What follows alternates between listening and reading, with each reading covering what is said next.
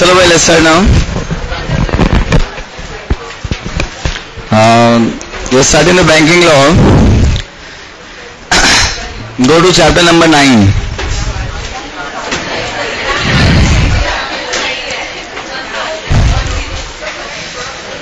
आज आप लोगों का थोड़ा सा बहुत सारे सब्जेक्ट का एक तरीके से रिवीजन होगा, and then actual banking principles next lecture चालू होंगे. आज आप लोगों को रेशियो एनालिसिस थोड़ा पढ़ाऊंगा, थोड़ा डीडी, थोड़ा सेबी, सब मिला जुला के थोड़ा ड्यूपॉन्ट एनालिसिस आप लोग पढ़ाया गया होगा.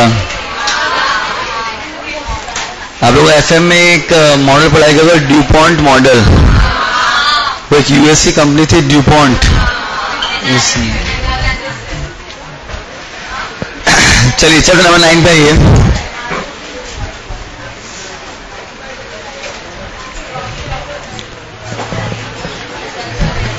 अच्छा, वन थिंग, इस सब्जेक्ट में will be discussing, will be having 1 lectures in a week. ठीक है, तो आप लोग ये मेक श्योर करना कि जो भी आज पढ़ाया जा रहा है 2 चैप्टर, आज 2 चैप्टर हो जाएंगे, वो आपके नेक्स्ट लेक्चर तक हो जाने चाहिए. ठीक है, ऐसा मैं हर ही सब्जेक्ट के लिए बोलता हूँ,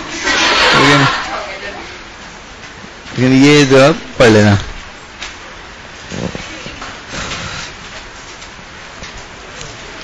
नाइन्थ चैप्टर पे आओ. देखो 9th चैप्टर है क्या. 9th चैप्टर बेसिकली बात करता है कि अगर मान लो मैं एक एचडीएफसी बैंक हूँ. अब although I am a bank, I am also a company, जो एचडीएफसी बैंक लिमिटेड है. और अगर मैं कंपनी हूँ तो मेरे को मैं पब्लिक इशू कर सकता हूँ. तो अगर मैं पब्लिक इशू करता हूँ या फाइनेंशियल मार्केट अगर मैं डील करता हूँ, तो उसमें बहुत सारे टर्म्स है, like merchant banker, IPO and all that. वो सब क्या होता है, that something we need to understand. तो इसका combination of your entire SEBI, एक ही चैप्टर में पूरा सेबी आ जाएगा, जो आप लोगों ने काफी हद तक डीडी में भी पढ़ा है एंड सेबी में पढ़ा है. डीडी में आप लोगों का एक आईपीओ चैप्टर बाकी है, अदरवाइज पूरा डीडी हो गया है. सेम थिंग यहाँ पे भी पूरा IPO, FPO, all those thing will come into picture. सो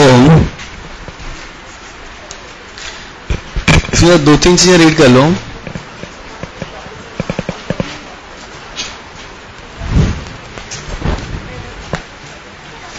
सबसे पहले 246 पे रेड हियरिंग प्रोस्पेक्टस मेरा, pricing, book building and merchant banker, ये रीड कर लीजिए. Then I start the chapter.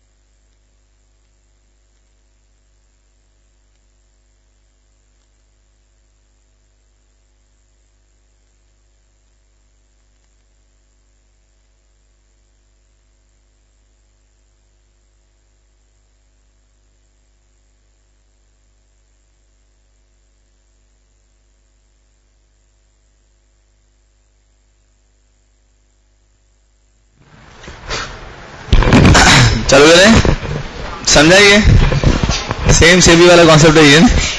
तो इस चैप्टर में आपको ज़्यादा डिफिकल्टी नहीं आएगी। तो आज के चैप्टर का आप लोग बिल्कुल भी सब्जेक्ट की डिफिकल्टी लेवल को इवैल्यूएट मत करना, ठीक है, क्योंकि आज तो सिर्फ इंट्रोडक्शन ही होने वाला है। एंड इसका पेपर किसी के पास है, anybody who can arrange paper for this subject? वो तो मॉडल पेपर है, एक्चुअल पेपर जो हुआ था इस बार का ऐसा है। तो बोले कैपिटल मार्केट का था, बैंकिंग का था, ठीक है, फेयर इनफ। तो मेरे को पेपर चाहिए, मेरे को पेपर चाहिए वो, तो so we can discuss, but अभी नहीं चाहिए, 2-3-4 लेक्चर के बाद चाहिए रहेगा, ठीक है।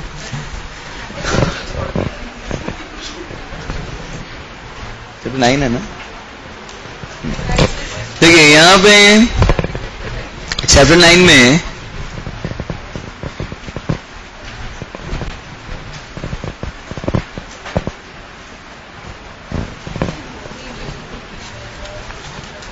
ये डायग्राम आप लोगों ने पहले भी देखा हुआ है, शायद याद आ रहा होगा आप लोगों। Financial market is divided into money market,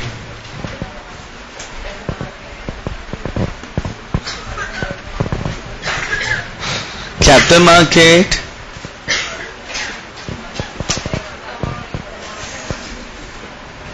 and forex market. अब देखो है क्या, money market is basically a short term market which deals in short term lending and borrowing, and यहाँ पे जो nature of borrowing है या जो maturity period of borrowing का वो up to 1 year होता है।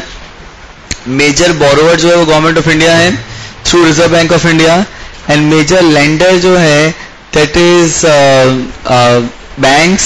सबसे बड़ा लेंडर बैंक होता है बिकॉज SLR क्वालिफाई होता है वो इन्वेस्टमेंट, एंड अदर लेंडर्स होते हैं FIIs, pension fund, mutual fund, all those thing. इस मार्केट में रिटर्न फैक्टर कम होता है बट रिस्क फैक्टर होता ही नहीं है, it's a no default market. And सबसे बड़ा बेनिफिट मिलता है कि इस मार्केट में अगर आप इन्वेस्ट करते हो तो लिक्विडिटी फैक्टर काफी हाई होता है, आप जब चाहो तो बेच सकते हो, एंड सेफ्टी फैक्टर बहुत हाई होता है, एंड टैक्सेशन आपको बेनिफिट मिलता है। अगर मैं मेजर इंस्ट्रूमेंट देखूं इस मार्केट का तो you have a treasury bill, certificate deposit, all those thing. On the other side अगर मैं कैपिटल मार्केट में जाता हूं तो capital market is basically a market for the long term lending and borrowing. Major जो investor है या major borrower जो है वो है कंपनी, एंड मेजर इन्वेस्टर है individuals, QIBs, compressing everything. And यहाँ पे रिटर्न फैक्टर काफी हाई होता है बट साइमल्टेनियसली रिस्क फैक्टर भी उतना ही हाई है, एंड यहाँ पे कोई आपको टैक्सेशन बेनिफिट नहीं मिलता है। In fact return are subject to tax, तो आपको कंपनी पे करे, लेकिन again it is subject to tax होता है। SLR there is no SLR benefit being provided under capital market instrument, and major instrument if we need to discuss it is share, debentures, bond. Another market is forex market. Now ये forex market is nothing but the foreign exchange market.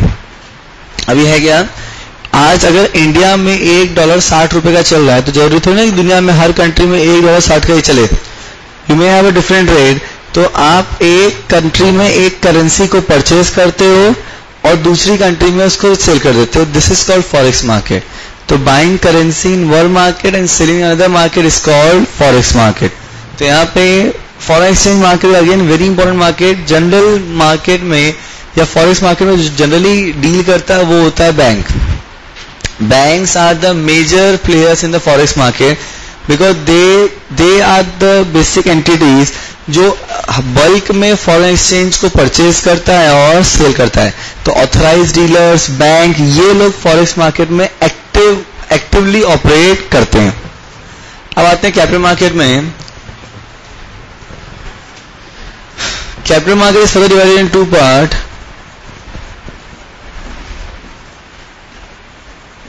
Securities market and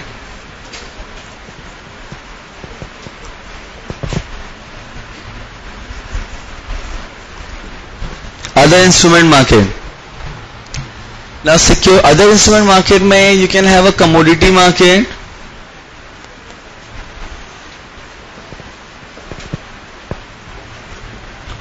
derivative market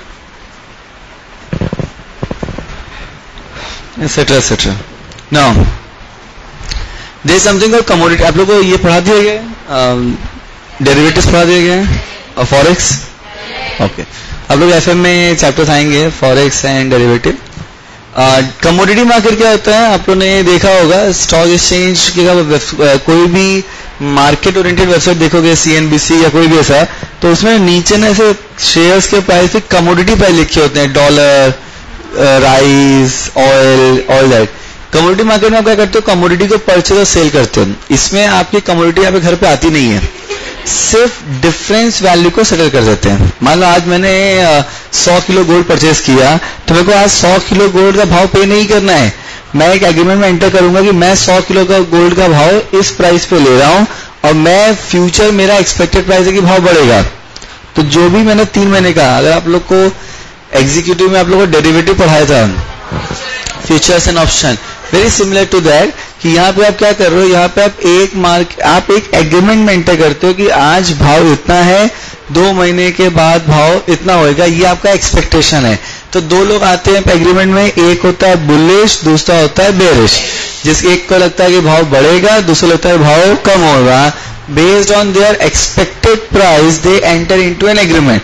तो यहाँ पे agreement shares का नहीं हो रहा है, यहाँ पे एग्रीमेंट कमोडिटी का हो रहा है. समझ रहे हैं. मेरे को लगता है कि प्याज के भाव बढ़ने वाले हैं. कमोडिटी मार्केट में प्याज इसमें बहुत जबरदस्त चला. अगर आपको कमोडिटी मार्केट में डील करना है तो प्याज परचेज करो, क्योंकि प्याज के भाव 100 रुपए किलो होने की उम्मीद पूरी दिख रही है. क्या चल रहा है प्याज का भाव इस समय? 28. 100 रुपए किलो होगा प्याज का भाव अक्टूबर तक.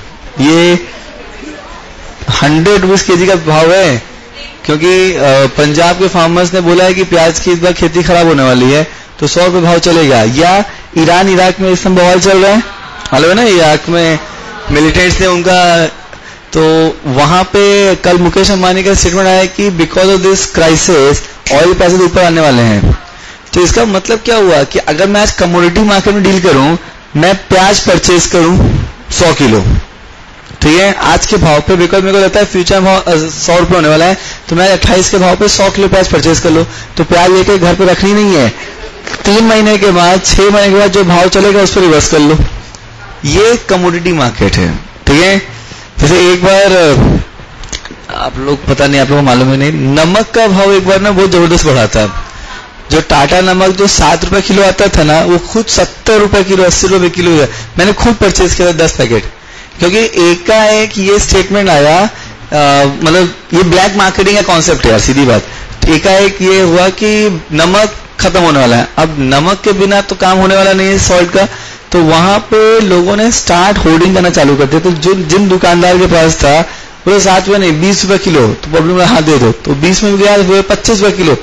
मतलब they start doing that black marketing. तो अगर मेरे को लगता है, but that was very short term period. If I am looking for commodity market which is the more balanced and real based time market, I can always deal in the market on the basis of the commodity. तो यहाँ पे आप क्या करो, commodity में deal कर रहे हो, डेरिवेटिव्स में डील कर रहे हो, all those thing. This is other instrument market. And securities market is nothing but the shares का मार्केट जो होता है, which again shares, debenture, all that, which again can be divided into primary market and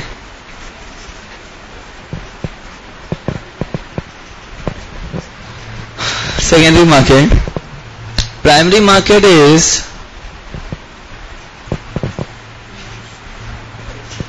new issue market and secondary market is stock exchange. समझ रहे कुछ? तो यहाँ पे आप शेयर्स इशू करते हो. Now there can be n number of primary market operations, and यहाँ पे जो मार्केट में शेयर्स पहले से इशू हैं और जो लिस्टेड है उनमें आप ट्रेडिंग करते हो.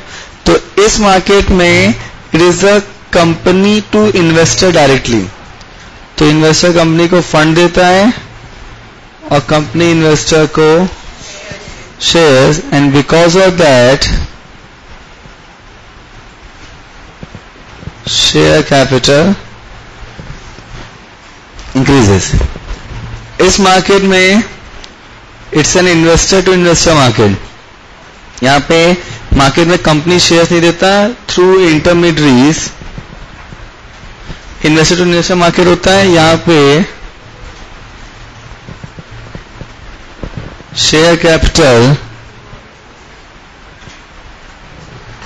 अनचेंज रहता है, सिर्फ नंबर ऑफ इन्वेस्टर चेंज होते हैं।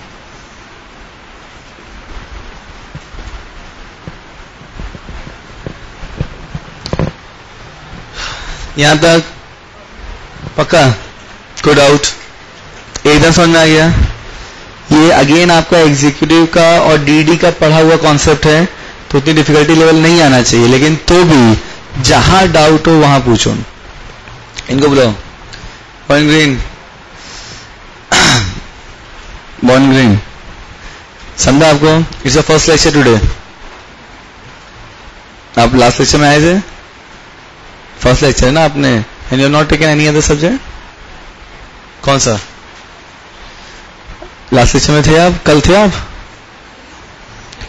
तो जहां नहीं समझो वहीं रोक देना मेरे को, ठीक है? बाकी लोग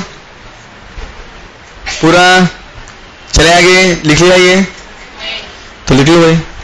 लिखना है? नहीं? अच्छा ठीक है, तो जो करना है जल्दी करो।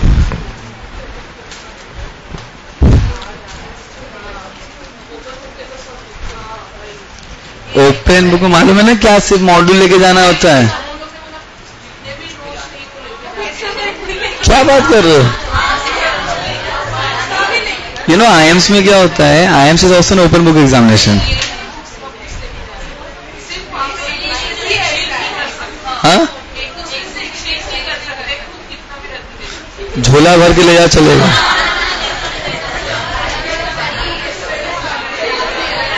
तीन घंटे तुम लोगों को बुक ढूंढने में लग जाएगा। आईएम्स में क्या होता है, सिर्फ आप स्पेसिफाइड बुक्स ले जा सकते हो। वो आईएम्स है, बराबर है?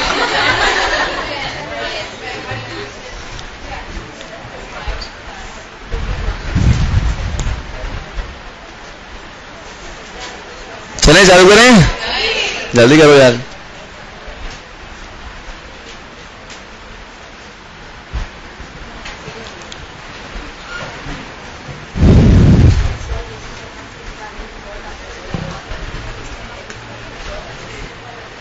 कहाँ?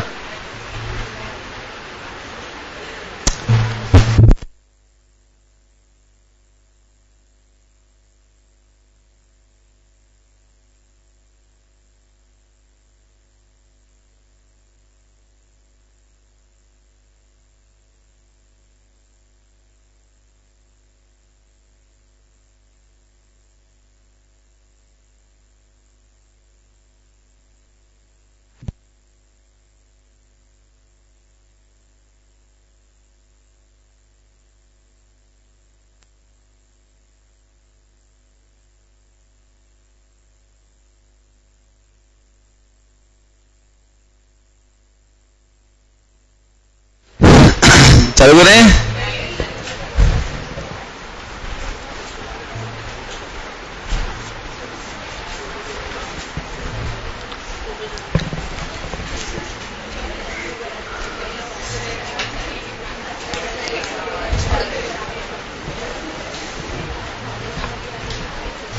सेटेलाइट समझा आप लोगों? संजय देख लीजिएगा।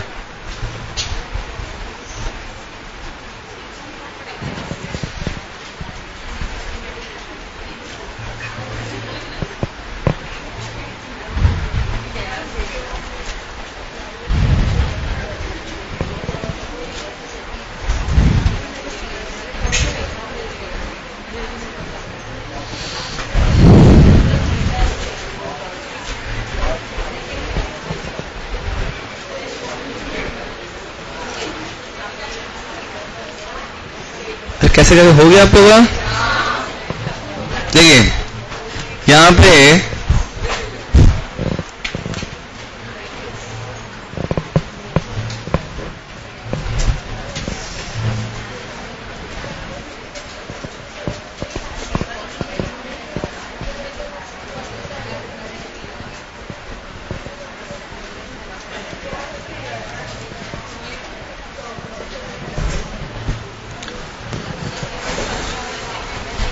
now issue of securities in primary market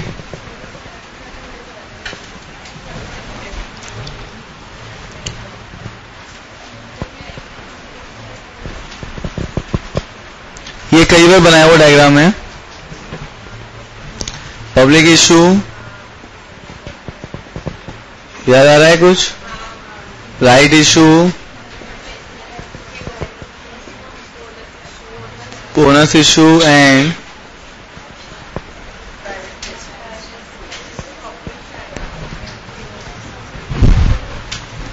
अब पब्लिक इशू में it is IPO and FPO, and then you have a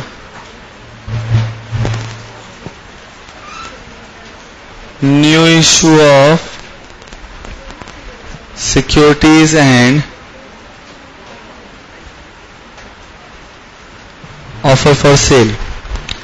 An offer for sale, it is including IPP. What is IPP? Institutional Placement Program.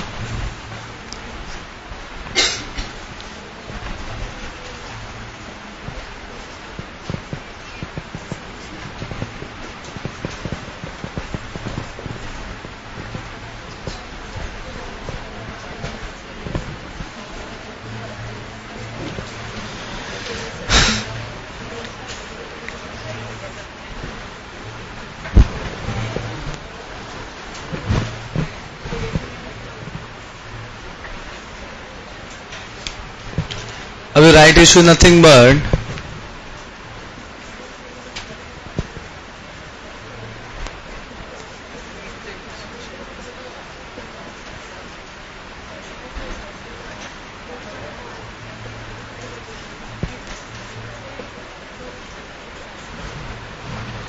now issue made to existing shareholder as on record date. Bonus issue मतलब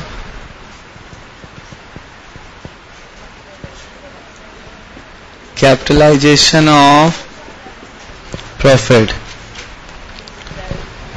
Now private placement can be by listed company or unlisted company. Listed company में you have a QIP, you have a ESOP, ESOS and ESPS, sweat equity and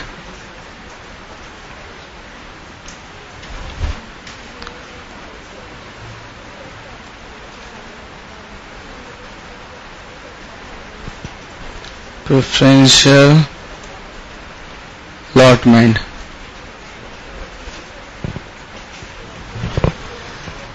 Now listed company can do all QIP, ESOP, sweat equity and preferential allotment, but unlisted company can only do ESOP, sweat equity and preferential allotment. This is your issue of securities. ये पूरा आपका सेवी का topic है और यही आपका अभी दोबारा CG इसमें आएगा, DD में आएगा। एक चैप्टर है आप लोग का इशू ऑफ सिक्योरिटी, चालू किया था हम लोगों ने वो, ठीक है, वो चलो बाकी है ना सिर्फ, तो उसमें ये पूरा आ जाएगा, ठीक है।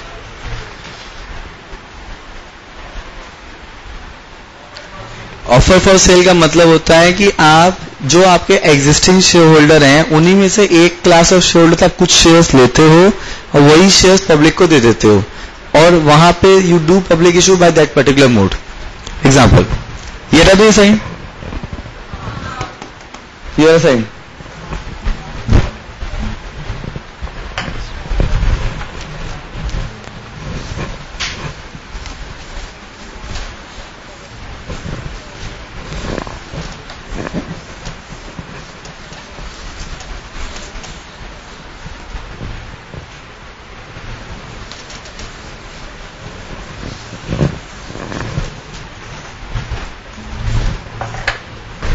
देखिए मान लो एक कंपनी है, उसके दो क्लास ऑफ इन्वेस्टर हैं, एक है प्रमोटर और दूसरा कोई है मान लेते हैं फॉरेन इन्वेस्टर। प्रमोटर के पास 60% शेयर्स पड़े हैं फॉरेन इन्वेस्टर के पास 40%। अब कंपनी को फॉरेन इन्वेस्टर को एग्जिट देना है। अब कैसे दे सकते हैं? या तो इसके शेयर्स प्रमोटर परचेज कर लें या तो कंपनी परचेज कर ले। लेकिन अगर दोनों ही नहीं कर रहे हैं तो मान लेते हैं इसके पास X शेयर्स हैं और इसके पास Y शेयर्स हैं। तो कंपनी ने क्या किया, इन X शेयर्स को पब्लिक को दे दिया। तो यहाँ पे X नंबर ऑफ शेयर्स उसने पब्लिक को दे दिया।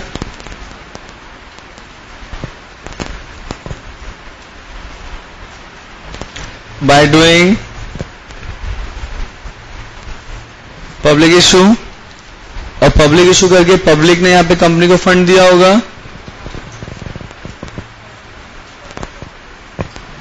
इशू प्रोसीड, इस इशू प्रोसीड से कंपनी ने इस बंदे का रीपेमेंट कर दिया।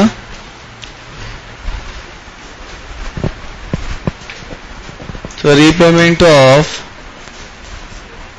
एग्जिट प्राइस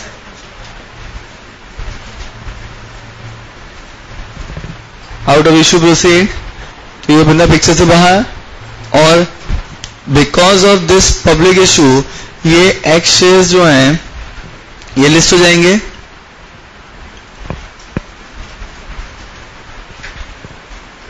और सिर्फ X शेयर्स लिस्ट नहीं होंगे, इंडिया में कभी भी पार्ट लिस्टिंग अलाउड नहीं होती है, तो Y शेयर भी लिस्ट हो जाएंगे। मतलब आप क्या करोगे, आपकी कंपनी के पूरा का पूरा शेयर से लिस्ट हो गया। तो अब पब्लिक के पास कितना फंड है 40% एंड प्रमोटर के पास कितना फंड है 60%। सो अल्टीमेटली होगा क्या कि पूरे ट्रांजेक्शन के बाद पूरी की पूरी कंपनी ही लिस्ट हो जाएगी।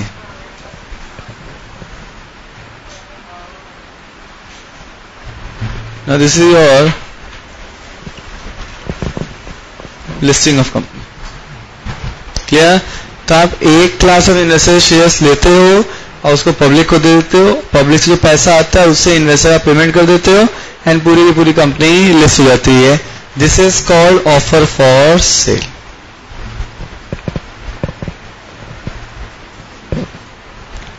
मतलब यहाँ पे ना ऑफर फॉर सेल से आप आईपीओ भी कर सकते हो और एफबीओ भी कर सकते हो। इतना समझा?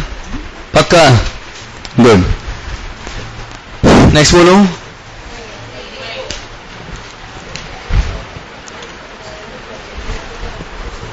अच्छा, उसमें और कोई ऐसा, मेरे साथ तो पूरा पढ़ा हुआ है, उसमें और कोई ऐसा टॉपिक जो आपको नहीं आता हो? आईपीपी पता है अपने को? What is IPP? फिर से बताऊं। आईपीपी में आप क्या करते हो, प्रमोटर की होल्डिंग मान लो अगर 75% से ऊपर चली जाती है तो प्रमोटर अपने शेयर्स कंपनी को देता है। उसका रीजन भी समझाया था आप लोगों को कि अगर मान लो एक कंपनी का प्रमोटर एकाएक कंपनी अपने शेयर्स कंपनी में बेचना चालू कर दे, मुकेश अंबानी एकाएक शेयर बेचना चालू कर दे, रतन टाटा एकाएक अगर शेयर बेचना चालू कर दिया प्रमोटर, तो हम लोग क्या लगेगा, कंपनी गई भागो।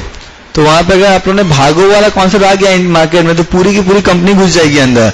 टू अवॉइड दैट प्रमोटर को अपना शेयर डाइल्यूट करना होता है, तो प्रमोटर क्या करता है, अपने शेयर जितने उसको डाइल्यूट करने हैं वो कंपनी को देता है। कंपनी बोर्ड रेजोल्यूशन पास करता है, फिर स्पेशल रेजोल्यूशन पास करता है, शेयर होल्डर से कंसेंट लेता है कि आपकी कंपनी का प्रमोटर अपने शेयर डाइल्यूट कर रहा है, उसका पर्पस भागना नहीं है, उसका पर्पस सिर्फ अपनी होल्डिंग को कम करना है जिससे कि लॉ का कंप्लायंस हो सके। तो वहां पर आप क्या करते हो, आप प्रमोटर होल्डिंग को कम करने के लिए प्रमोटर अपने शेयर्स कंपनी को देता है, कंपनी वही शेयर्स QIB को देते हैं एंड QIB पैसा कंपनी को देते हैं एंड कंपनी पैसा देता है प्रमोटर को। मतलब कंपनी यहाँ पे सिर्फ एक तरीके से मीडिएटर का, एक मिडिल पर्सन का रोल प्ले करता है। याद आया कुछ? गुड, बोलिए।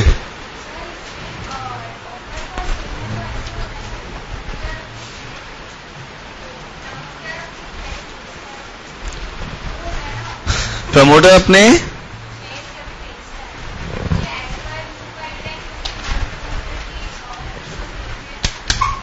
फिर से बोलिए।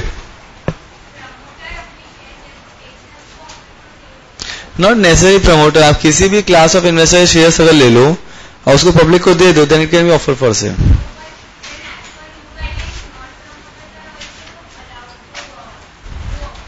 तो ये है ना, या नॉन प्रमोटर है तो क्या है, ऑलवेज था. Offer for cell is something whereby company can take shares from any class of investor who is willing to and take that shares in the market. ये सबसे सिंपलेस्ट तरीका था कंपनी को अपने FIIs को एग्जिट देने का.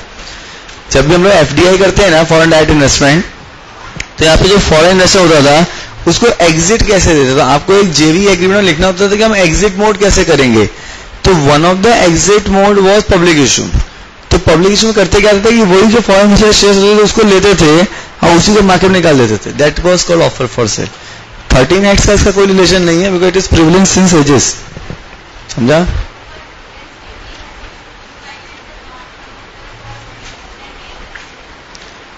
What I am saying that this mechanism was available earlier also.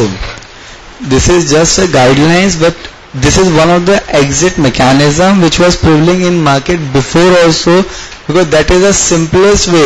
See, exit today investor को आप कैसे देते हो? You can get it by buyback, capital reduction, transfer. Then one of the mode was public issue. तो public issue ये 2008 में सबसे effective होता था. तो 2008 में फॉरेन इन्वेस्टमेंट इंडिया बढ़ा था, तो वहाँ पे एग्जिट रूट कैसे दिया जाए उसके लिए पूरा कॉन्सेप्ट लाया गया था. तो यहाँ पे there can be a promoter offering their shares or there can be other class of investor offering their shares. Ultimate concept है ये कि आप एक क्लास से लेते हो और दूसरे क्लास पब्लिक को दे देते हो. ठीक है, कौन सा समझा? हो गया. नेक्स्ट देखो, सेंटर में मार्केट इंटरमीडिएटरीज.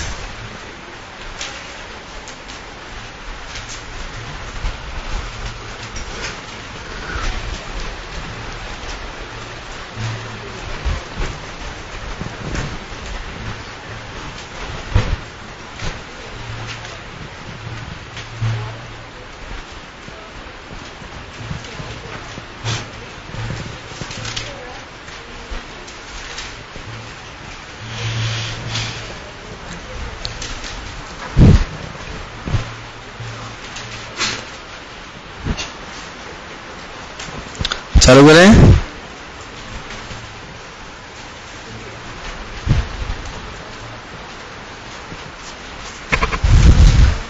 सर वी वाले चैप्टर 11:45 ना, 30 पक्का?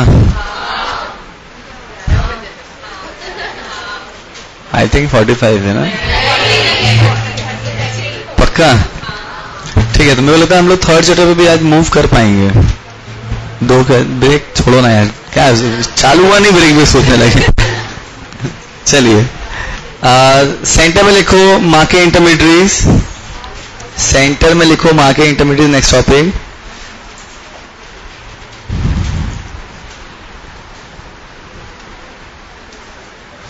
उसके 3 पार्ट डिवाइड करने हैं. Market intermediaries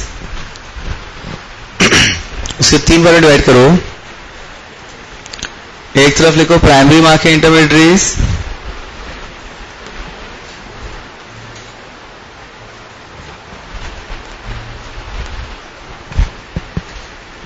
primary market intermediaries.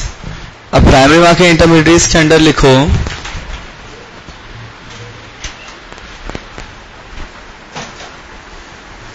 Merchant banker.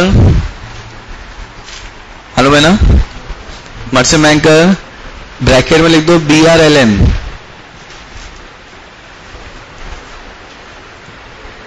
What do mean by BRLM? Book running lead manager. ठीक है, सेकेंड लिखो अंडरराइटर.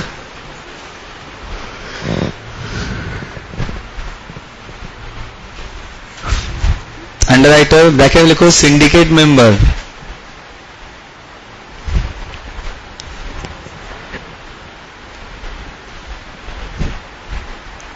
Syndicate member. तीसरा लिखो banker to an issue. Banker to an issue. Fourth लिखो debenture trustee.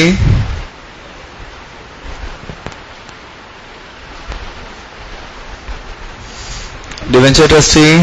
Fifth लिखो underwriter, नहीं, registrar and share transfer agent.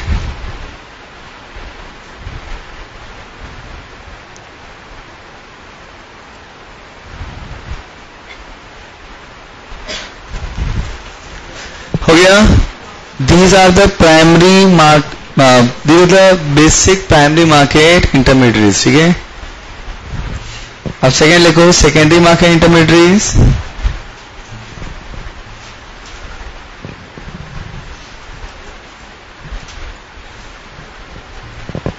अब secondary market intermediate में लिखो पहला नाम stock broker and sub broker. कोई भी ऐसा टर्म जो नहीं मालूम हो please ask. Stock broker and sub broker. Second portfolio manager.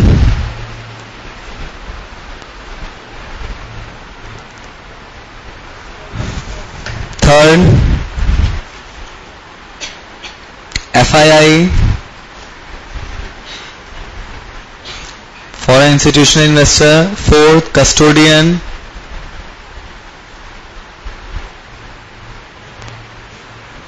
Clear.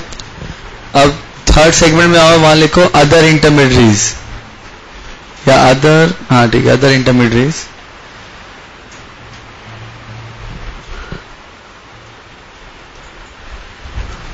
इसमें पहला नाम लिखो investment adviser.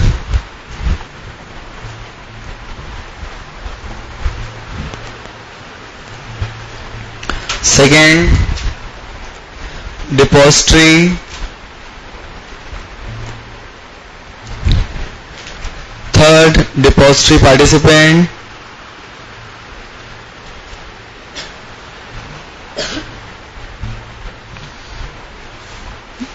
Fourth mutual fund.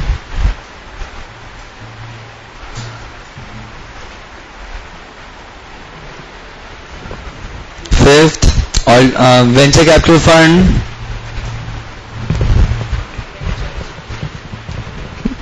Venture capital fund. Sixth alternative investment fund.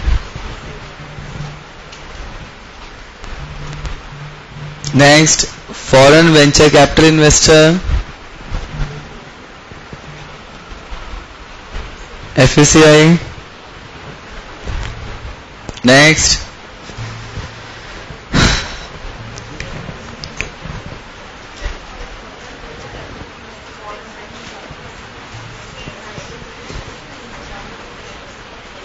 इसमें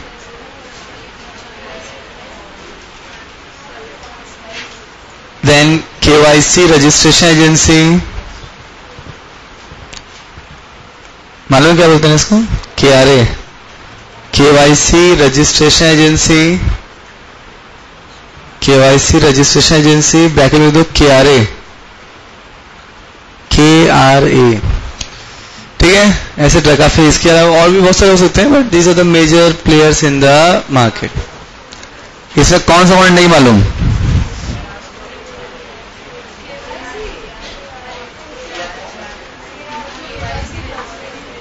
ओके, KYC रजिस्ट्रेशन एजेंसी नहीं मालूम. और उसके अलावा कोई और? तो देख लो प्राइमरी मार्केट में मर्चेंट बैंक का सब पता है ना. Alternative investment fund AIF. Okay, और AIF कुछ नहीं है, ये बेसिकली वेंचर कैपिटल फंड का कॉन्सेप्ट खत्म हो चुका है, तो VCF के बदले जिसने रिप्लेस किया उसको बोलते हैं IF. ठीक है. KRA. अच्छा हाँ, एक और लिखो credit rating agencies. Smart boy ना. अच्छा आपने बोला. तो क्रेडिट रेटिंग एजेंसीज मतलब there can be an number extra. ठीक है. चलिए, इसमें KRA क्या होता है? देखो होता क्या है कि आज अगर मैं एक ब्रोकर के पास डीमैट अकाउंट ओपन करने जाऊं, ठीक है, तो ब्रोकर मेरा एक पूरा KYC फॉर्म भरवाएगा, मेरे से बहुत सारी इंफॉर्मेशन मांगेगा. अब मैं एक डिपॉजिट पार्टिसिपेंट के पास जाता हूं तो वो मेरे को अलग से डिफरेंट KYC फॉर्म देता है, उसमें टाइम पास करता है. तो यहाँ पे सेबी ने सारे KYC requirement of all the market intermediates को सिंक्रोनाइज कर दिया और बोला कि ये कॉमन फॉर्म है, जो कोई भी आएगा तो आपको यही भरवाने का है. क्यों? स्टैंडर्डाइज किया. अब स्टैंडर्डाइज करने के बाद एक ये KYC आप भरोगे और जो भी KYC जिसके साथ भी आप पहला अकाउंट ओपन करोगे, चाहे वो ब्रोकिंग अकाउंट हो, पोर्टफोलियो मैनेजर, कोई भी हो, सबको आपका KYC करना जरूरी हो गया. अब KRA क्या करता है? KRA इज अ सिस्टम जिसमें आप जब अपना पहला KYC सबमिट करते हो तो जो मार्केट इंटरमीडिएट है वो आपका पूरा इंफॉर्मेशन डालता है और आपको एक नंबर अलॉट करता है। ये नंबर आपके पूरे KYC डिटेल का प्रोसीजर होगा जो आपको क्लाइंट को दे दिया जाता है। अब जब भी क्लाइंट किसी और मार्केट इंटरमीडिएट के साथ डील करेगा उसको दोबारा KYC भरना, डॉक्यूमेंट देना, वो सब टाइम पास नहीं करना पड़ेगा, उसको सिर्फ वो KYC नंबर देना पड़ेगा जो कि KRA ने उसको इश्यू किया है। और वो नंबर अगर मान लो मैंने डीमैट अकाउंट ओपन किया था से HDFC बैंक के साथ, ठीक है, तो HDFC बैंक मेरे को एक KRA नंबर देगा, तो वो KRA अगर मैं किसी एंजल ब्रोकिंग के साथ अगर अपना ब्रोकिंग अकाउंट ओपन करना चाहूँ तो मेरे को दोबारा पूरा KYC नहीं भरना है। मैं क्या करूंगा, वो KYC नंबर दे दूंगा जो KRA ने इश्यू किया है और जैसे एंजल ब्रोकिंग उसको डालेगा मेरी पूरी इन्फॉर्मेशन आ जाएगी। मतलब ये बेसिकली एक सिस्टम है जिसमें जो भी क्लाइंट का डेटाबेस होता है इन टर्म्स ऑफ KYC उसको स्टैंडर्डाइज करके सेंट्रलाइज कर देते हैं। समझा? तो वो एजेंसी जो ये काम करती है उसको बोलते हैं KYC registration agencies, in short called KRA। कितना हो नहीं समझा? रेडी? क्लियर हो गया? तो ये थे आपके मार्केट इंटरमीडिएट। और कोई पॉइंट समझा? परफेक्ट। नेक्स्ट हेडिंग डालो,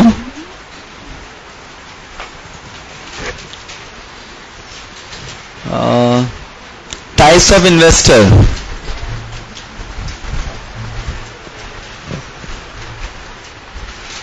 टाइप्स ऑफ इन्वेस्टर ब्रैकेट में लिखो इन प्राइमरी मार्केट।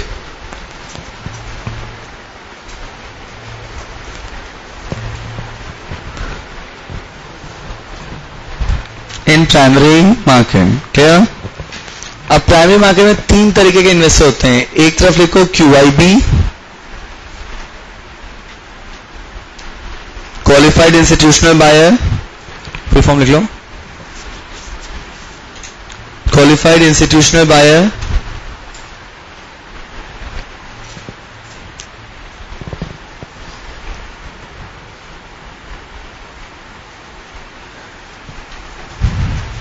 क्लियर? दूसरी तरफ लिखो रिटेल इन्वेस्टर,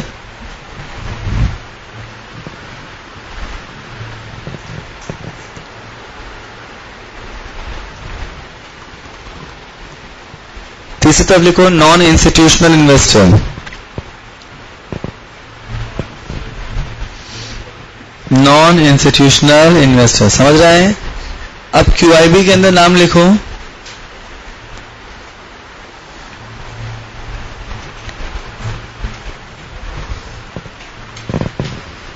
QIB के अंदर लिखिए bank, second insurance company,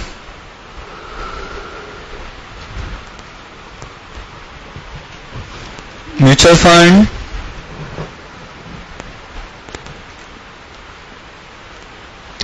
financial institution,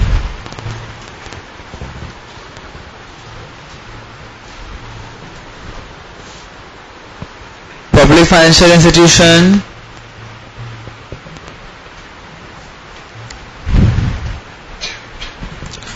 public financial institution, then pension fund,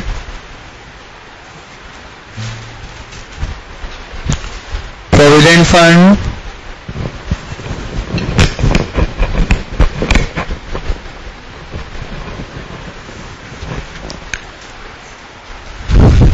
foreign venture capital investor,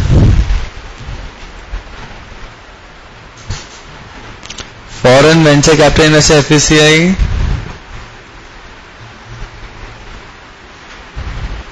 then venture capital fund, then alternative investment fund,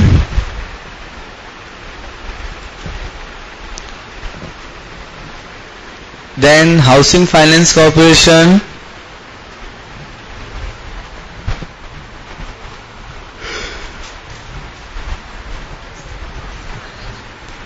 then National Housing Bank Finance Corporation, National Housing Bank, etc. काफी है। अब retail investor में कौन होता है, वहां लिख दो investor whose application value,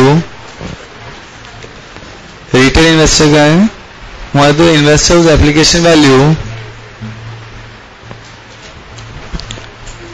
investor whose application value is up to rupees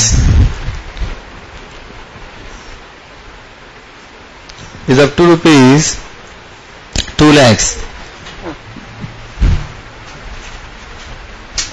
Done. And non-institutional investor लिख दो investor who is other than QIB and retail investor.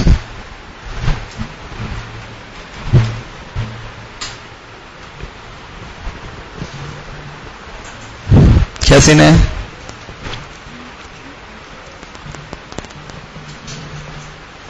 Done, पक्का? कोई ऐसा जो नहीं समझा?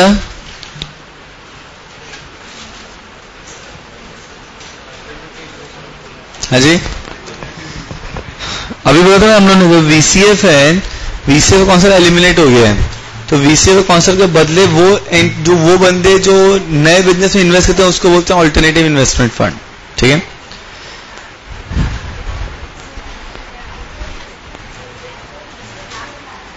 एंकर इन्वेस्टर क्यूआईबी का ही पार्ट होता है, तो अलग से कोई नहीं होता। इन्हीं में तो कोई भी चाहे तो 10 करोड़ की एप्लीकेशन जो देगा वो एंकर इन्वेस्टर बन जाएगा, समझा? इसमें एफआई लिख लिया ना क्यूआईबी में? अरे लिखो भाई, बहुत बड़ा नाम है FI. FI foreign institutional investor,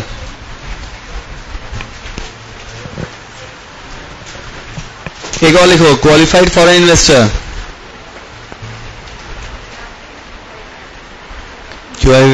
qualified foreign investor.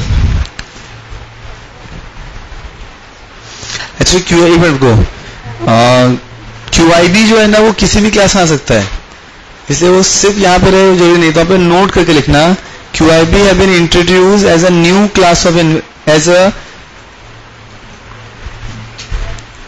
QIB sorry QFI, अरे यार यही नोट डालो ना, यही लिखो नोट, ठीक है? अब उसमें लिख लो क्वालिफाइड फॉरेन इन्वेस्टर, यही लिखो, पूरी लाइन यही खत्म करो ना, ठीक है? क्वालिफाइड फॉरेन इन्वेस्टर, कंटिन्यू, ठीक है? Has been introduce as a new category of investor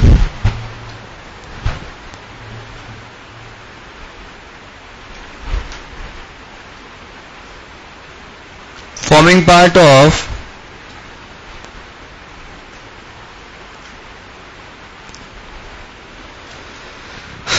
part of any type of investor.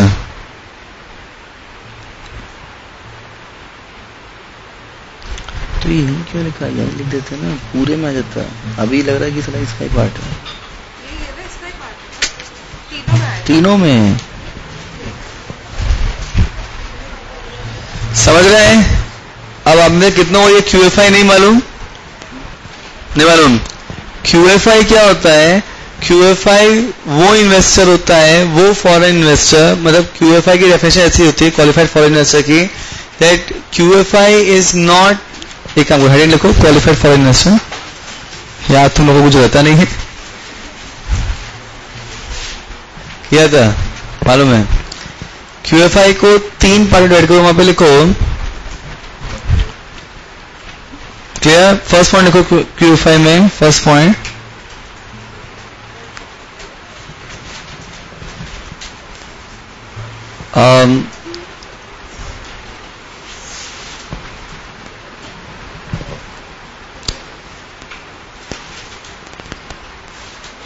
he should not be a resident of India,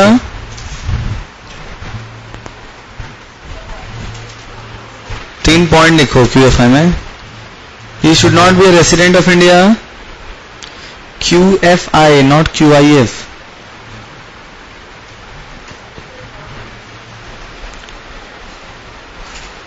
foreign ठीक है. Second, he should not be FII और FVCI.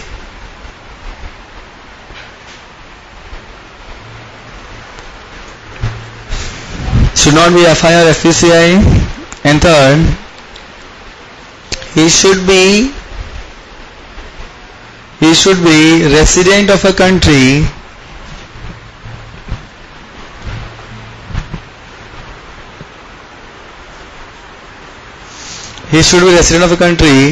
who is a member of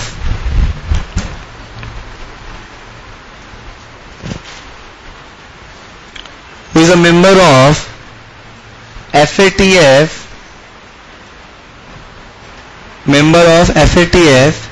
और back में लिख दो financial action task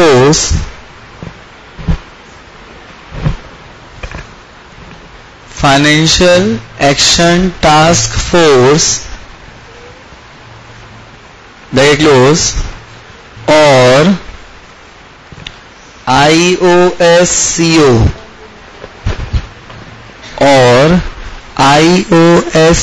back में लिख दो international organisation of securities commission.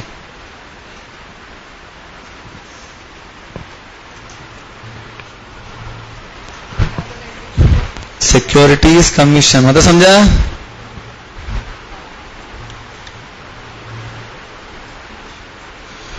Of securities commission पता क्या? IOSCO. ठीक है, क्या हुआ? कमीशन. ठीक है, चलिए हो गया ये. Next in this chapter is, देखो हेडिंग लिखो सेंटर में टाइप्स ऑफ इंस्ट्रूमेंट या मेजर इंस्ट्रूमेंट जो बोलना चाहो.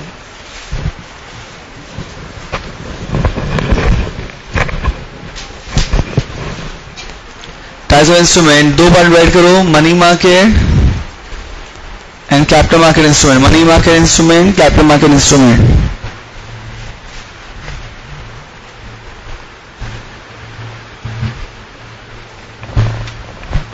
अगेन पढ़ा हुआ money market instrument.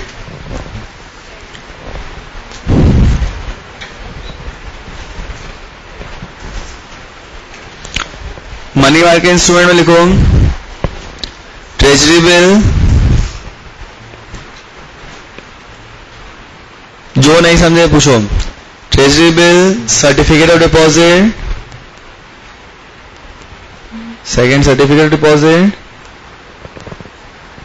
Third commercial paper,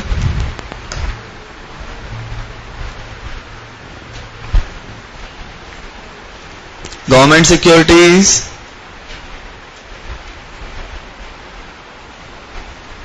government securities को ही गिल्ट एज सिक्योरिटीज बोलते हैं, याद है? तो आप ब्रैकेट लिख दो gilt edge securities, gilt edged, EDGED, gilt edged securities. याद है? ऐसा कुछ पढ़ा था? देन नहीं याद है? किया ही नहीं? मनी मार्केट पढ़ा था ना? ठीक है, तो treasury bill, certificate deposit, commercial paper, government securities, then commercial bills, commercial bill, commercial paper अलग होता है, कमर्शियल बिल अलग होता है. कमर्शियल बिल का मतलब होता है नेगोशिएबल इंस्ट्रूमेंट, मतलब bills, promissory note, bills of exchange, ये सब जो होता है ना, that is called commercial bills. समझ रहे हैं? Then coupon rate bond, coupon rate bond, coupon rate bond, then zero coupon bond, याद है? Issued at discount, redeem at par. काफी है? So these are the basic primary market, these are basic money market instrument. अब capital market instrument में लिखो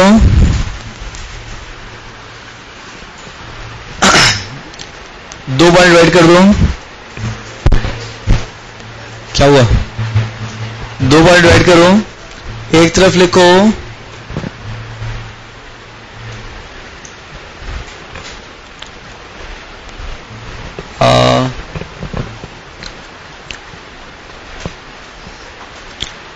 capital instrument, दूसरी तरफ लिखो बोरोड इंस्ट्रूमेंट.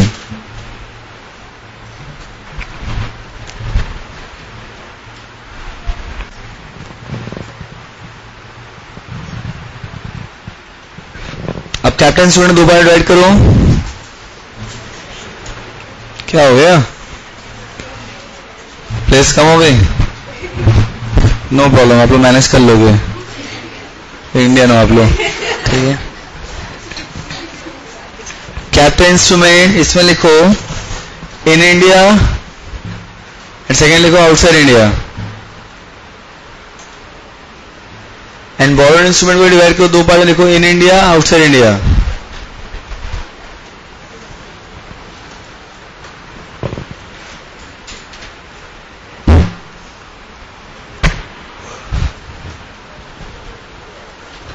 अब कैपिटल इंस्ट्रूमेंट में इंडिया में लिखो इक्विटी शेयर कैपिटल, अब उसके नीचे पॉइंट टू पॉइंट लिखना. ठीक है, इक्विटी शेयर कैपिटल,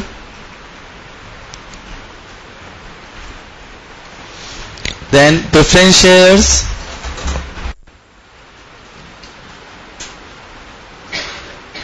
अब प्रेफरेंस शेयर्स में भी मोर पर्टिकुलरली जो आपका कन्वर्टेबल प्रेफरेंस शेयर्स होते हैं, that is basically the capital fund होता है.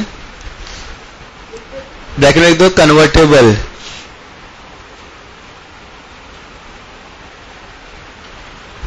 Clear? Same way third debentures या कन्वर्टेबल डिवेंचर्स लिख लो सीधे.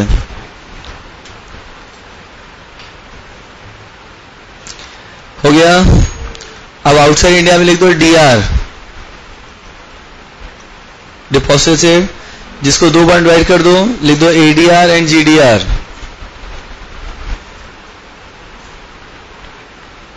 समझ रहे हैं? अब बोरोड फंड इन इंडिया में लिखो debenture, debenture, then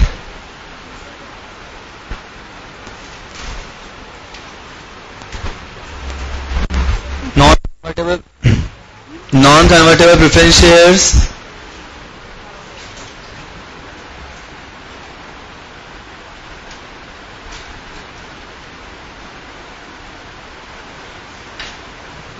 then bond. Bond के अंदर लिखो first coupon rate bond,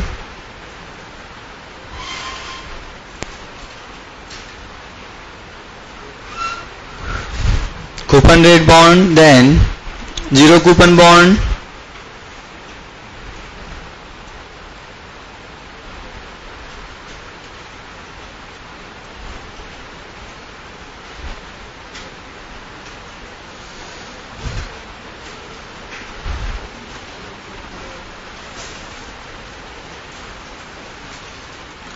zero coupon bond, third non convertible bond,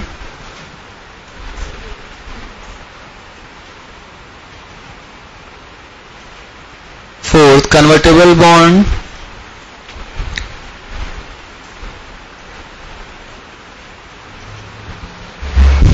हो गया. अब आउटसाइड इंडिया में लिखो ईसीबी,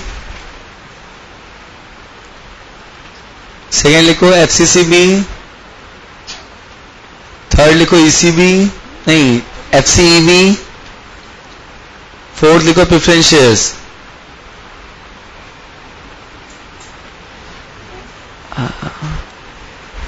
हो गया, खत्म. These are the major types of instrument. कौन सा? Any type. ठीक है,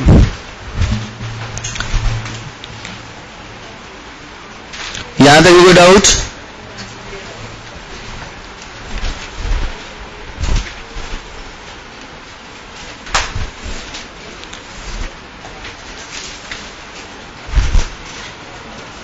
दो टॉपिक बाकी है, चैप्टर ओवर।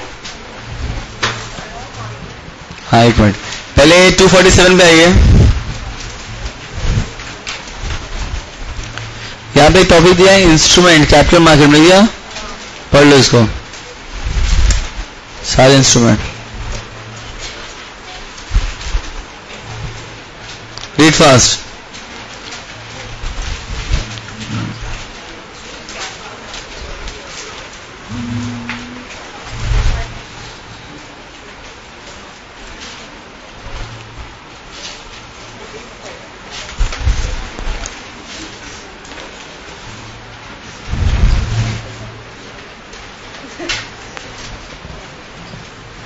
Read fast.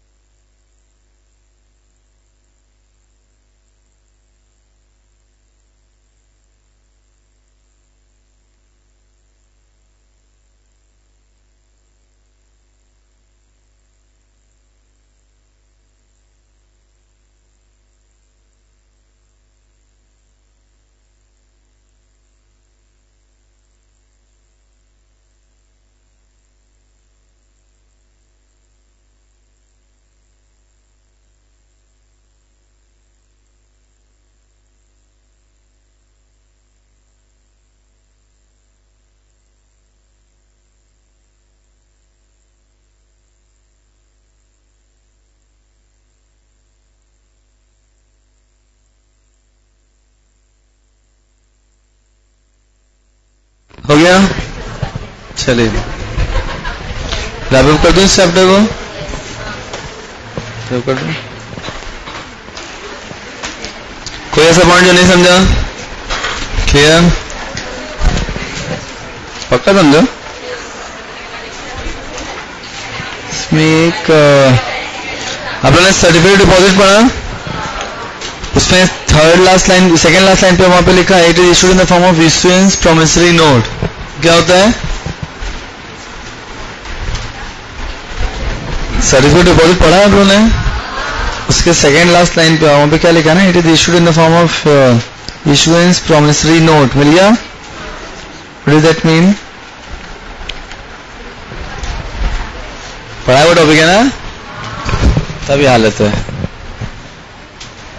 क्या होता है?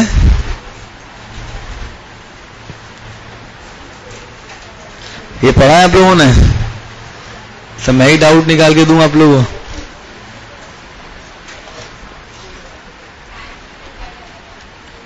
हाँ, फिर से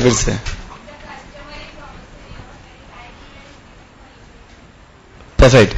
बस थोड़ा सा लास्ट में मिस हो गया। It's a customary promissory note का मतलब होता है कि यहाँ पे कस्टमर डिसाइड करता है कि उसको कितने प्रैक्टिकल लेने का है, एंड इट बेसिकली वेरीज। देखो यहाँ पे जो मिनिमम मैच्योरिटी पीरियड होता है 7 डेज होता है and maximum can be 1 year. तो it depend upon the issuer and it depend upon the investor. तो वहां पे it's very it's not going to be always 1 year, it's not going to be always 7 days, it can be depend upon the requirement, fund requirement, and it's a promissory note whereby the borrower, the debtor is making a promise that I will make the payment to you on a specified future date. That is called issuance promissory note. ठीक है? क्या हुआ? और कोई doubt? पक्का पढ़ा है आप लोगों ने? टाइम पास ही किया है? पढ़ा है?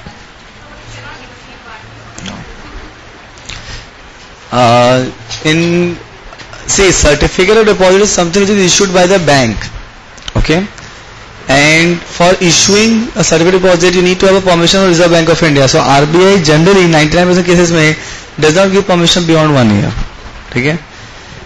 चालू करें? चलिए, ये हो गया आपका। अब इस चैप्टर में जो कॉन्सेप्ट बाकी है वो एक है आपका फॉरेन इन्वेस्टमेंट का और दूसरा म्यूचुअल फंड का, एंड एक है तीसरा प्रोस्पेक्टस का, कि टाइप्स ऑफ प्रोस्पेक्टस। बस ये 3 टॉपिक बाकी हैं, तो फटाफट उसको पढ़ा लेते हैं so that we can wrap up the chapter. और तो कुछ चैप्टर में बाकी है नहीं। चैप्टर समझ में आ गया? Very simple chapter, I tell you, very simple chapter. इधर कुछ है ही नहीं। अगर आपको सेबी आता है तो चैप्टर ऑटोमेटिकली हो जाएगा। ठीक है? नेक्स्ट हेडिंग लिखो,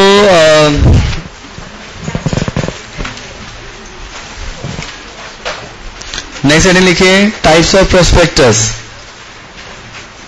या types of offer document.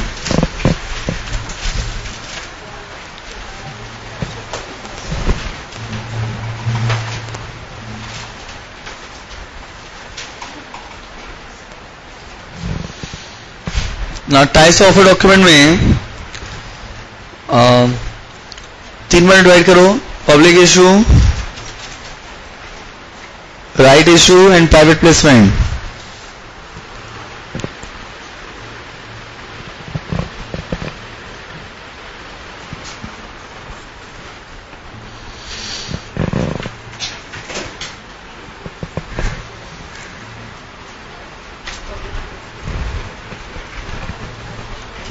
Public issue, right issue and private placement.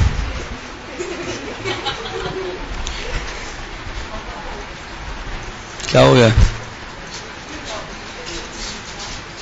चलिए, पब्लिक इशू में पहला लिखो, पहला draft red herring prospectus,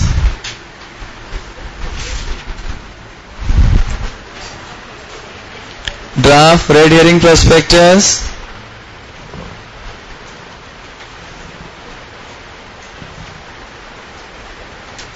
clear? Second,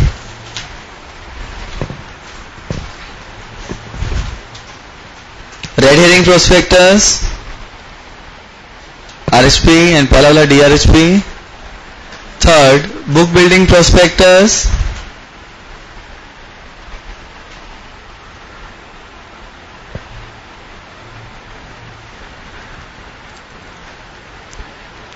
book building prospectus. Fourth, final prospectus.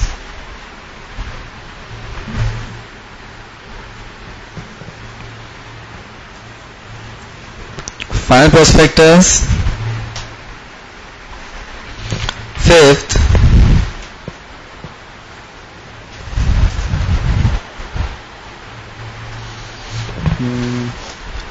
final prospectus. Fifth, shelf prospectus.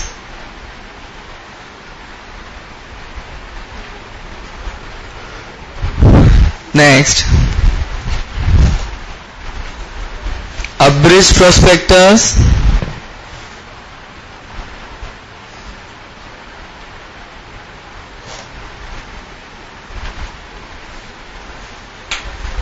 Then information memorandum.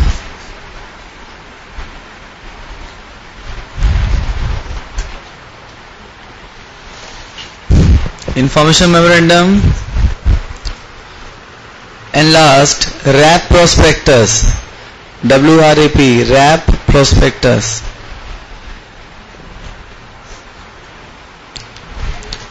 अब right issue में लिखो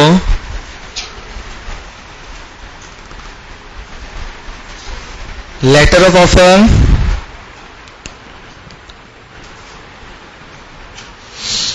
letter of offer, and second, information memorandum.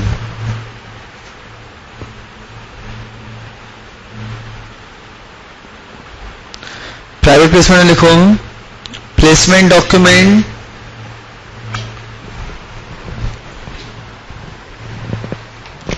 and second, information memorandum.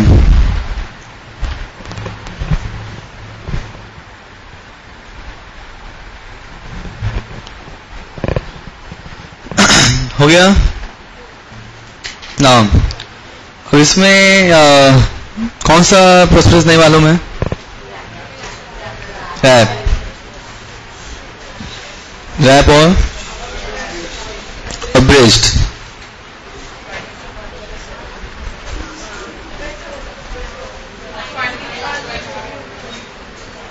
चारों, तो चारों में क्यों छोड़ा? तो डीआरएसपी क्या होता है? डीआरएसपी आप जब एक ड्राफ्ट प्रोसीजर बनाते हो company, issuer and merchant banker मिलके, और उसको ले जाके सेबी को देते हैं, एंड देन सेबी उसको रिव्यू करता है एंड देन अप्रूव करता है, उसको बोलते हैं डीआरएसपी. ये डीआरएसपी जो है ये सेबी को दिया जाता है फॉर 30 days एंड ये पब्लिक कमेंट्स के लिए भी प्लेस किया जाता है. That something is called DRSP. अभी सेकेंड है योर आरएचपी. जब सेबी डीआरएचपी को अप्रूव कर देता है तो वो बन जाता है आरएचपी. रेड हेरिंग प्रोस्पेक्टस में प्राइसिंग इन्फॉर्मेशन नहीं होता. अब जब आप pricing information red herring prospectus में प्रोवाइड करते हो, मतलब that is become book building prospectus. मतलब when you provide price band, मतलब RHP plus price band is equal to book building prospectus. समझा? तो आरएचपी में जो आपने प्राइसिंग इन्फॉर्मेशन दे दिया, प्राइस बैंड दे दिया, नंबर ऑफ शेयर्स दे दिए, तो ये बन गया बुक बिल्डिंग प्रोस्पेक्टस. उसके बाद आता है चौथा फाइनल प्रोस्पेक्टस. फाइनल प्रोस्पेक्टस वो प्रोस्पेक्टस होता है जो आप आरओसी में फाइल करते हो, which is having the final issue price. मतलब final prospectus contain final issue price. पांचवा होता है शेल्फ प्रोस्पेक्टस. अगर मैं एक बैंक हूं, मैं एक फाइनेंशियल इंस्टीट्यूशन हूं, और अगर मैं पब्लिक इशू करने जा रहा हूं, तो मैं जो प्रोस्पेक्टस फाइल करता हूं उसको बोलते हैं shelf prospectus. Now if I am a bank or financial institution and I intend to raise fund from public, then the prospectus which the bank or financial institution issue is called shelf prospectus. Then लिखा है abridged prospectus. Now what is the abridged prospectus? It is again is a summary prospectus. अभी prospectus में 800 page से ऊपर होते हैं. कौन पढ़ने वाला 800 पेज? कोई नहीं. तो लास्ट में क्या करते हैं, उसमें ना लास्ट में कुछ 4-5 पेज डाल देते हैं, which is nothing but the summary of prospectus, and that is called abridged prospectus. Then लिखा है information memorandum. Now what is information memorandum? आप एक प्रोस्पेक्टस फाइल करते हो, उसके बाद आप बहुत सारे एडवर्टीजमेंट देते हो, अगर कुछ चेंज हो तो चेंज इन्फॉर्म करते हो. तो वो हर एक डॉक्यूमेंट जो आप फाइल करते हो, जो आप इशू करते हो एज ए एडवर्टीजमेंट, सर्कुलर, या for informing any change, that document is called information memorandum. And the last is wrap prospectus. अगर आपने अपना प्रोस्पेक्टस यूएस मार्केट में इशू किया है, then that prospectus need to have some additional disclosure as per SEBI, as per US SEC norms, then that prospectus is called wrap prospectus. ठीक है, लिख लो रैप में. It is a prospectus issued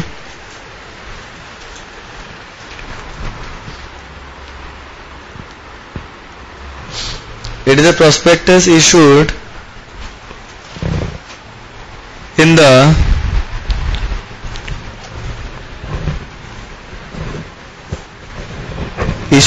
US market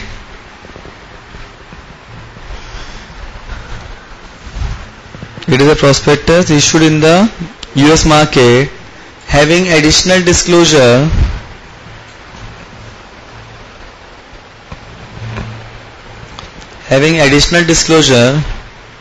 as per US SEC norms. SEC मतलब Securities and Exchange Commission. अरे clear? कुछ और लिखवाना है? समझा? पक्का?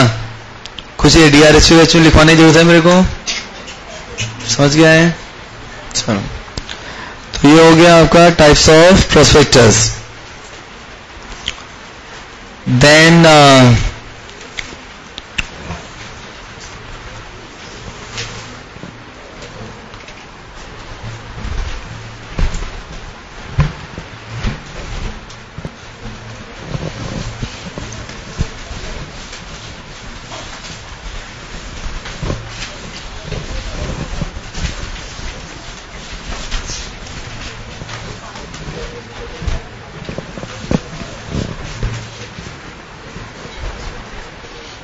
नाउ कुछ रीड करना है,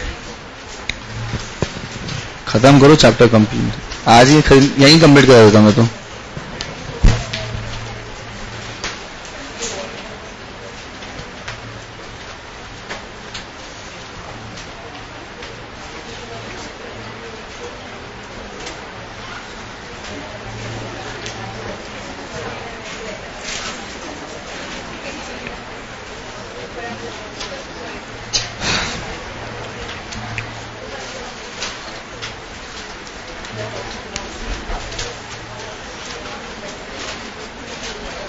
Now go to page number 248.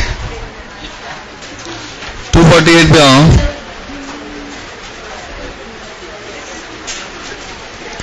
इसमें क्या हो गया?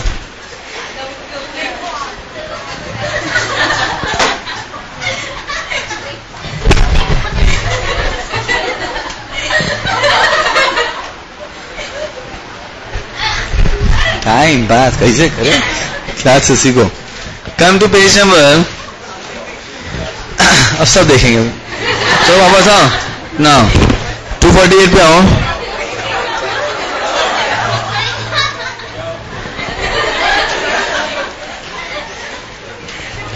ना यहाँ पे म्यूचुअल फंड में एक पैराग्राफ दिया मिला, that one paragraph to read. And then ये जो क्लासिफिकेशन म्यूचुअल फंड है ना, ये पूरा पढ़ना है. Open ended, close ended, income, growth, balance.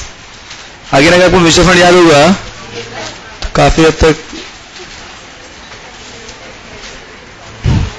Read up to NAV तक या रीड अप टू FII तक एंड रीड फास्ट. फटाफट करो, ये wrap of the chapter now.